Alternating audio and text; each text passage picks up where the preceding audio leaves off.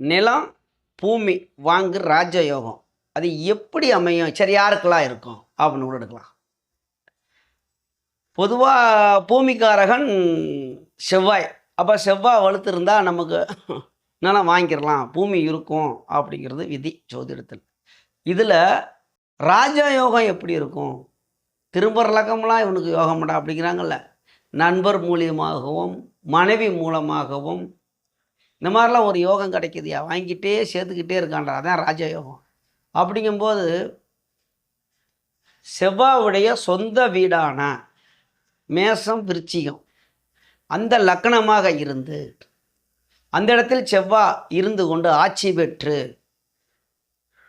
அதற்கு 7ஆம் இடமான இப்போ மேசத்துக்கு 7ஆம் இடமான துலாத்தில் சுக்கிரன் ஆட்சி பெற்று சுக்கிரன் 7ஆம் பார்வையாக பார்க்கும் பொழுது இதே மாதிரி விருச்சிகத்தில் செவ்வாய் இருந்து ரிஷபத்தில் சுக்கிரன் இருந்து 7ஆம் பார்வையாக பார்க்கும் பொழுது இது என்னன்னா மாளவிகா யோகம் அப்படின்னு இருக்குது. யோகங்கள் நிறையா இருக்குது, சொல்லிக்கிட்டே போகலாம்.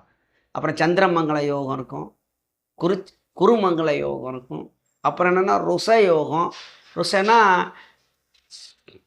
செவ்வாயும் குருவும் சேருதுன்னு நினைக்கிறேன். இந்த மாதிரி ருஷ யோகம், இப்படி நிறையா யோகங்கள் இருக்குது. அப்போ செவ்வாய் வலுப்பெற்று 7ஆம் பாவகத்தில் ஒரு கிரகம் ஆட்சியோ உச்சமோ பெற்று அப்போ இந்த கணக்கில் எடுக்கும்போது இன்னொரு லக்கணம் இருக்குது.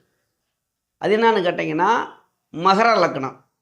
மகரத்தில் செவ்வாய் உச்சம் பெற்று 7ஆம் பாகவத்தில் இயற்கை சுபரான குரு உச்சம் பெற்று குரு நேரடியாக 7ஆம் பார்வையாக பார்க்கும் பொழுது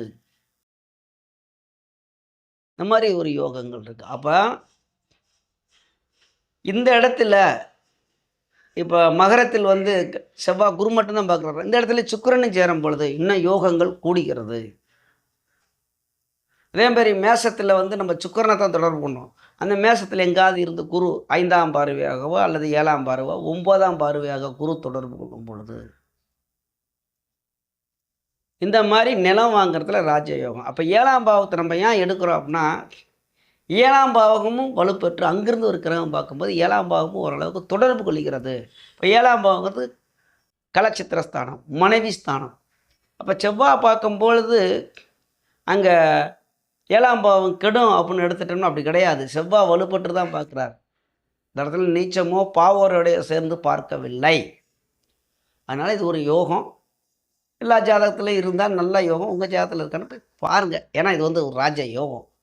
அடுக்கிக்கிட்டே போகலாம், நிறைய அடுக்கிக்கிட்டே போகலாம். இந்த மாதிரி செவ்வாய் வலுப்பெற்ற ஜாதகத்துக்கு நிலம் பூமி